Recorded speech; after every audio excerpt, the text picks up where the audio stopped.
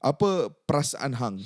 Overall feeling, macam aku dah baru cerita overall feeling aku, apa perasaan hang overall menonton podcast tersebut? Aku rasa secara peribadi salah satu benda yang perlu ada garis bawah daripada aku adalah aku memang uh,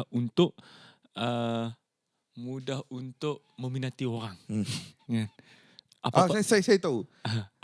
apa-apa pencapaian orang tu pun saya akan tengok dan saya akan rasa macam wow. Macam Undertaker kan. Jangan. Undertaker pun ya juga. Bawa-bawa ni kan dia main Liga Arab. Demi negara. Ronaldo tengok Ronald je. sengih je. Ya, mudah meminati orang dan dalam konteks ini saya sangat aku nak kata pun macam mana kisah rasa dia bercampur baur melihat Ole ni. Dia mula hadir di dalam pemikiran aku sebagai seorang pemain. Selepas itu aku tahu dia adalah orang, semakin hang besar semakin banyak luas pemikiran hang kan. Hang tahu konteks dia daripada mana, cara dia datang ke United tu melalui apa, kenapa dia dianggap sebagai antara legenda paling terbilang lah yang MU pernah ada ni. Tahu semua benda tu sehinggalah dia datang untuk menjadi jurulatih interim Man United. Dia sendiri cakap kan sepatutnya dia ada kat situ 4 bulan 4 bulan je. dan dia jadi 2 tahun lebih tu sebab ada sebab-sebab lain lah. Dan aku takkan lupa juga senyuman dia ketika Manchester United menyudahkan The Paris Operation. Itu adalah satu antara hari yang paling gemilang juga untuk semua peminat-peminat Manchester United di luar sana, sebab kemenangan itu hadir ketika suasana kelab tu sangat gloomy. Betul. Kan? Gloomy. Mungkin pendapat pertama aku setelah aku menonton temu ramah tersebut adalah aku tak sedih tau. Aku tak sedih sebab itu phase dalam kehidupan dia, dalam career dia, dan juga a phase for the football club. Man United welcoming back the legend to come and steer the team, which to be fair to Ole, he did. Kan, bagi aku segala tugas ataupun jangkaan, expectation yang semua orang letak atas dia dah laksanakan. Jadi dia macam hang ada lecturer ataupun cikgu lah yang memberi impact paling berkesan dekat hang.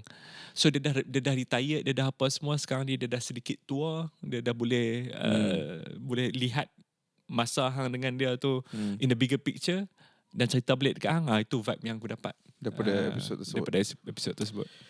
Bila aku tengok riak wajah muka dia, Faiz, aku dapat rasa, perasaan yang aku rasa adalah melancholy. Sebab Ole nampak letih. Dan sebenarnya kerisauan aku ketika dia dipecat adalah sebab kita semua tahu when he was let go, he needed to go. Dah memang it was about time, no turning back. Dia dah memang let's be real, dia melaksanakan tugas yang baik, tapi pada ketika itu dia dah mengalami, dia sendiri mengaku dia mengalami kesukaran untuk bawa United to the next level, the next step. So keputusan tersebut bagi aku was the right decision. Tapi aku pada ketika itu agak gusar dan aku agak concerned dengan apa yang akan jadi dengan reputasi Ole. Sebab sebelum ni Ole adalah anak kesayangan United. Dia macam ni bila kita pandang Roy Keane, kita pandang Ryan Giggs, kita pandang Paul Scholes, kita pandang diorang ni with a lot of respect, admiration. Tapi Ole ni kita sayang lain macam. Sebab A, he scored that goal in 1999. Tapi juga B, disebabkan karakter dia yang orang panggil dia pun baby face assassin. Muka dia pun muka yang macam kanak-kanak. Perwatakan dia pun sangat baik. Baru-baru ni kita sendiri borak dengan Teddy Sheringham. Teddy Sheringham cakap apa? Ole is just the nicest guy you will ever meet. Sampai Teddy sendiri kata yang dia tak percaya yang Ole masuk management.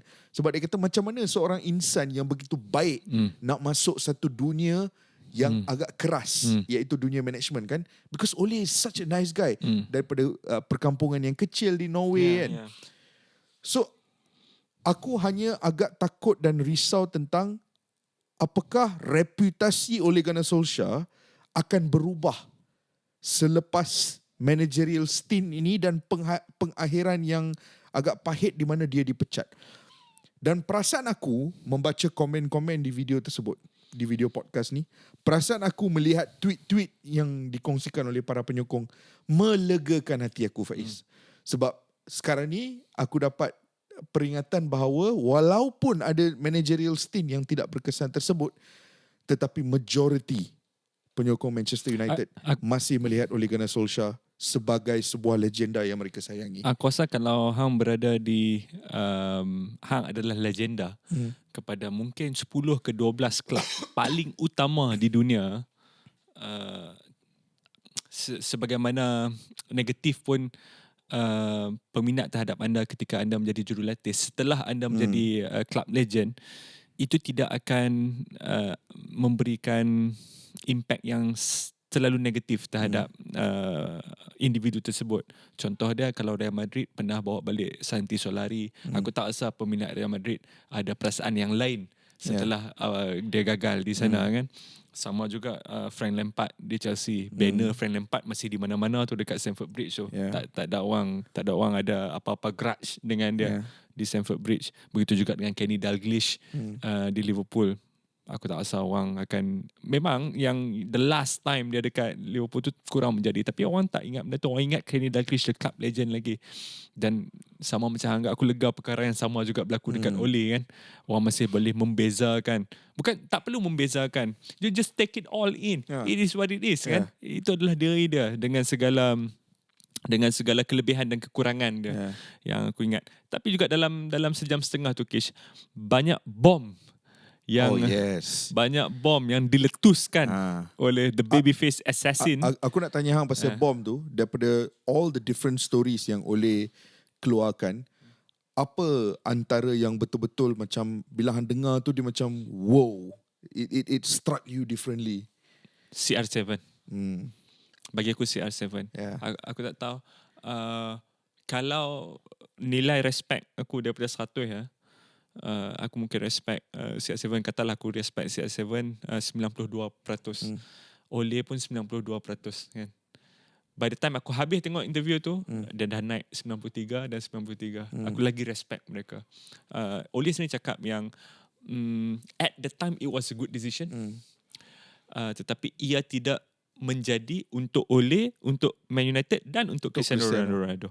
Dan benda ni selalu terjadi dalam bola sepak. Ini menunjukkan tak kisahlah siapa nama anda, ada probability, ada kemungkinan untuk kegagalan tu terjadi. Dia tak kira nama.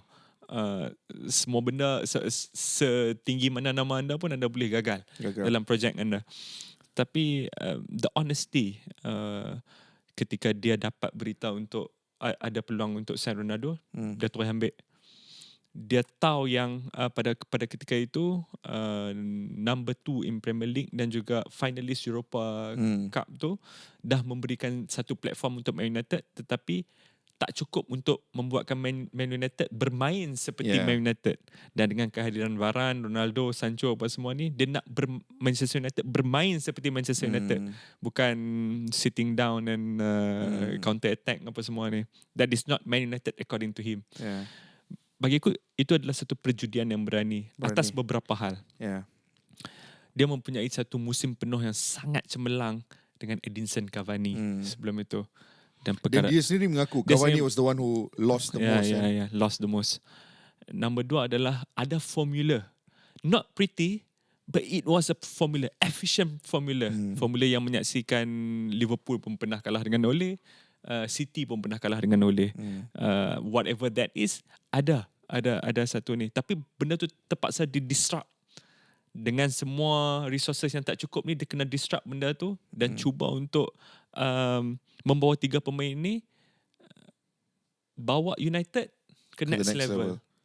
Which is the phase where he failed to do it lah kan, pada ketika itu.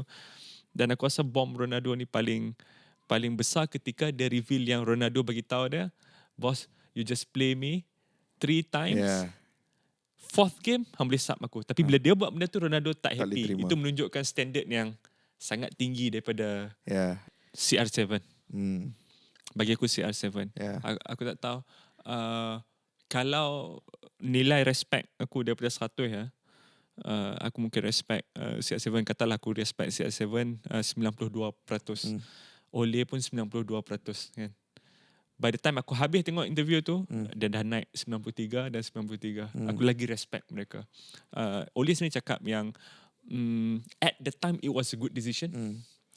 Tetapi ia tidak menjadi untuk Ole, untuk Man United dan untuk Cristiano Ronaldo. Yeah. Dan benda ni selalu terjadi dalam bola sepak. Ini menunjukkan tak kisahlah siapa nama anda, ada probability, ada kemungkinan untuk kegagalan tu terjadi. Dia tak kira nama. Identiti pasukan mengikut karakteristik tertentu. Tiba-tiba hang bawa masuk, and it's not just Ronaldo, hang bawa masuk someone like Jadon, who is not a runner in behind. Dia adalah creative playmaker yang pada waktu yang sama mahu beraksi dalam posisi yang sama dengan Marcus Rashford pada ketika itu. Hang bawa masuk Cristiano Ronaldo, who is a very different striker to the kind of strikers yang hang guna dalam musim sebelum itu. Contohnya Cavani, ataupun Martial, ataupun Rashford, ataupun Greenwood. So benda tu mengubah dinamik pasukan secara keseluruhan, and that's where the project failed, not just for Ronaldo tetapi untuk Ole dan juga untuk Man United. Dan selain benda yang dia buka cerita pasal Ronaldo ni, there were a few other things yang juga bagi aku menunjukkan the state of Man United lah. Apabila dia membuka cerita bagaimana ada beberapa pemain yang kadang-kadang reject buat captaincy, pre-match interview. Pre-match interview pun dia reject. Dia sebut ada beberapa nama Bruno akan sentiasa volunteer untuk buat interview. Harry Maguire akan sentiasa volunteer untuk buat interview. David De Gea akan sentiasa volunteer. Victor Lindelof dengan ni Scott McTominay would always volunteer to do. Tapi dikata ada banyak nama lain dalam pasukan yang kadang-kadang tak step up untuk buat those interviews disebabkan ada beberapa mental health issues. Aku rasa bab dia mention mental health tu, aku rasa he was making some reference to Jesse Lingard lah, yang kita tahu well documented mental health issues yang dilalui. And then dia link benda tu dengan refusal to become captain, and the state of that dressing room yang ditinggalkan oleh Ole, yang diambil oleh Ralf Rangnick dan kemudiannya diambil oleh Erik ten Hag is not the healthiest. Dan aku rasa benda-benda tersebut yang menunjukkan bagaimana tugas Ole menjadi lebih sukar di samping cabaran-cabaran yang sedia adalah. Kemudiannya belum lagi sampai bab transfer, Faiz. Aku jadi menyampah pula bila aku dengar yang club legend hang ni duk cakap yang, hey guys, aku ada pemain dekat klub aku di Norway bernama Erling Haaland. He's going to be a top player. Why don't you sign him? Klub punya response is, tak apa, relax lu. We have enough reports on him and other strikers. Aku jadi menyampah bila aku dengar reaksi seperti itu daripada management. The arrogance untuk hang just dismiss. John Mata ke? Time tu aku rasa Ed Woodward dengan Richard Arnold, dengan aku tak tahu lah siapa yang tengah head of negotiation. But I mean, aku tak terima benda tu, Faiz. It's just hang terlepas on so many big talents because of sheer incompetency dalam pasukan. Those were some of the other bombs yang boleh drop dalam tubuh world tersebut.